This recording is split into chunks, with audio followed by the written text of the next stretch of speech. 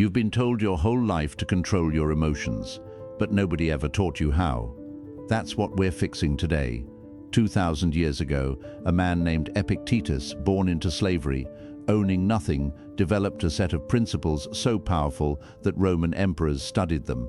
Not to conquer armies, to conquer themselves. These are not motivational quotes. These are operating instructions for a mind that refuses to break. 10 principles, 10 minutes. Let's begin. Principle 1. Anchor yourself with purpose. Most people drift. They react to whatever the day throws at them, emails, opinions, bad news, and call that living. Epictetus called it weakness. A ship without a destination is at the mercy of every wave. You are the same without a clear purpose. Every problem feels catastrophic because you have no frame to put it in. So sit down and answer 2 questions. What do I stand for? What kind of person do I want to become? Not your job title, not your income goal, your character, your values. When you have that locked in, challenges stop feeling like walls. They become part of the path. Purpose doesn't protect you from hardship. It makes hardship meaningful. Principle 2. Guard your mind like it's your home. You lock your front door at night. Then why do you leave your mind wide open? Every piece of toxic content you consume, every negative conversation you let spiral, every self-defeating story you replay, that's all coming in. Stoicism is clear. Your mind is the only territory you truly own. Protect it accordingly. This doesn't mean hiding from reality. It means being intentional about what gets your attention. Practice this before you react. Pause. 1 breath. 1 second. In that gap, you are the one in control, not the situation. You train that gap daily. It will save you more times than you can count. Principle 3. Let criticism sharpen you, not break you. Someone criticizes you, your chest tightens, your jaw clenches. You want to defend yourself. That's human. But here's what the Stoics knew. Most criticism tells you more about the critic than it does about you. So before you react, ask yourself honestly, is there any truth here? If yes, take it, use it, grow. If no, release it. It was never yours to carry. The person who can receive hard feedback without collapsing and reject false judgment without bitterness, that person is untouchable, not because nothing reaches them, but because they choose what stays. Principle 4. Transform offense into information. Here is one of the most radical ideas in all of Stoicism. No one can offend you without your permission. That's not weakness. That's not letting people walk over you. That's recognizing that your reaction is always yours. When someone offends you, ask yourself, why does this land so hard? What does that tell you about your own fears, your own insecurities? Offense is a mirror, and if you're willing to look into it honestly, it becomes one of the most useful tools for self-understanding you'll ever have. Forgiveness isn't about them, it's about freeing yourself from the weight of carrying it. Principle 5. Face fear and shame head-on. Fear shrinks when you walk toward it. That is not a metaphor, that is neuroscience and ancient philosophy agreeing. The Stoics didn't say, don't be afraid. They said, examine the fear. What exactly are you afraid of? Say it out loud, write it down, break it into its actual parts. You'll notice something happens almost immediately. The fear becomes smaller, more specific, more manageable. The same is true for shame. Shame only holds power in the dark. When you face a past mistake with honesty and self-compassion, not self-destruction, it loses its grip. You are not your worst moment, but you will stay stuck in it if you never look it in the eye. Principle 6. Prepare for the hard things before they arrive.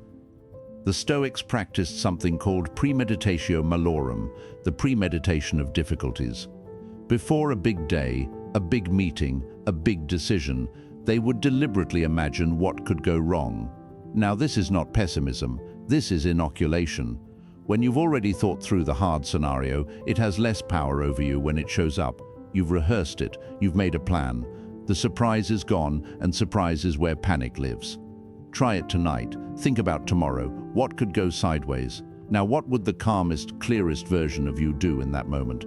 That's your plan. You're not hoping for the best. You're prepared for what's real. Principle 7. Build inner strength like a daily practice. Here's the truth nobody wants to hear. Inner strength is not something you have. It's something you build every single day. Epictetus put it plainly, Every moment of adversity is a test, not a punishment, a test. And like any test, the more you train, the better you perform. Gratitude is a tool here, not as a feel-good habit, but as a discipline. When you train yourself to recognize what's working, you build the mental muscle to stay grounded when things fall apart.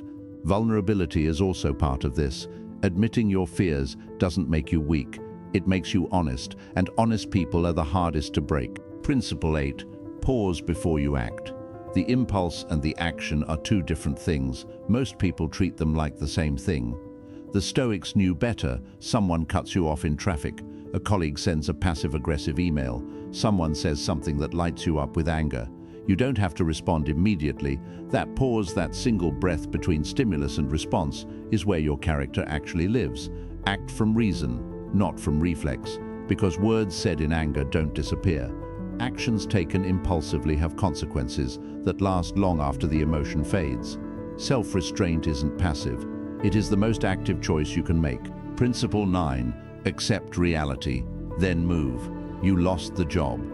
The relationship ended. The plan fell apart. Fighting reality is the most expensive thing a person can do. It drains energy. It creates suffering on top of suffering. Acceptance, real acceptance, is not giving up. It's deciding to stop wasting resources on what cannot be changed, so you can direct everything you have toward what can. The Stoics were not passive people. They were warriors, statesmen, emperors. They accepted reality, and they moved immediately, clearly, without drama. That's the model. See it clearly, accept it fully, act. Principle 10. Live in alignment with your true nature. The final principle is the most personal. Epictetus taught that every human being has a rational social nature. And when we live against that nature, chasing things that don't matter, pretending to be someone we're not, isolating ourselves, acting without virtue, we suffer. Not because the universe punishes us, because we punish ourselves. Living according to nature means knowing who you actually are, choosing your values over your impulses, and contributing to something beyond yourself. Simplify what you can. Connect where it's real. Act with wisdom, courage, fairness, and self-control. These aren't old-fashioned ideas. They are the architecture of a life that holds together under pressure. 10 principles. None of them require wealth. None of them require status. Every single one of them requires only one thing: a decision. The decision that your mind belongs to you, that your response is always your choice, that nothing, no criticism, no setback, no offense, no fear, gets to write your story without your permission. Epictetus was a slave who died a free man. The question is, what's your excuse? If this shifted something for you, share it. Someone in your life needs to hear this. Stay grounded, stay intentional, and nothing can shake you.